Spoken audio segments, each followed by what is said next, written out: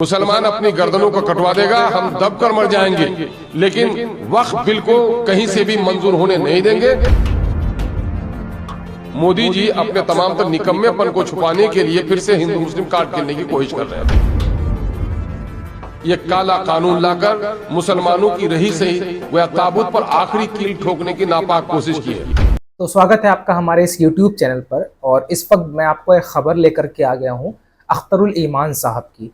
बिहार से खबर ये आ रही है और MIM ने अपने एक्स हैंडल पर, अपने ऑफिशियल एक्स हैंडल पर पोस्ट किया है, जिसमें अख्तरुल ईमान साहब और MIM के राष्ट्र प्रवक्ता आदिल हसन साहब की मौजूदगी में मीडिया से मुखातिब होकर के अख्तरुल ईमान साहब ये कह रहे हैं कि हम मर जाएंगे, अपनी जानें कुर्बान कर देंगे, अपनी गर्दन कटवा देंगे, लेकिन वक्फ बोर्ड बिल को बर्दाश्त नहीं करेंगे।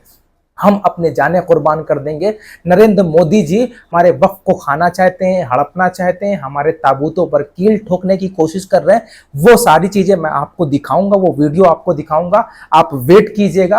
और वो वीडियो कहां से प्राप्त हुआ मैं आपको बता रहा हूं। MIM ने अपने एक्स हैंडल में उस चीज को पोस्ट किया, जिसको मैं आपको दिखाने की कोशिश कर रहा हूं। मुसलमान अपनी गर्दनों को कटवा देगा, हम दब कर मर जाएंगे, लेकिन वक्फ बिल को कहीं से भी मंजूर होने नहीं देंगे। मोदी जी अपने तमाम तर निकम्मेपन को छुपाने के लिए फिर से हिंदू मुस्लिम कार्ड खेलने की कोशिश कर रहे हैं। ये काला कानून लाकर मुसलमानों की रही सही वह ताबूत पर आखिरी कील ठोकने की नापाक कोशिश की है।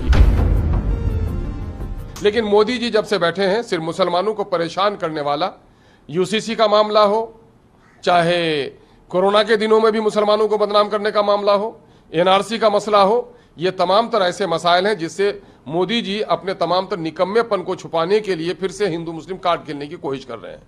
उसने नोचने की बीमारी गोया मुसलमानों को लगा दी है कि इनके वक्त पर डाका डालने की उसने कोशिश की है। ये जितनी भी जमीन जायदाद है ये हमारे पुरखों की है और उन्होंने ईश्वर के नाम से इसको वक्फ कर दिया है। ईश्वर के नाम से वक्फ कर देने का मतलब यह होता है कि उस जमीन में जो वक्फ किया है जिसने अपनी जमीन को, उसके बाल बच्चों का भी हक नहीं होगा।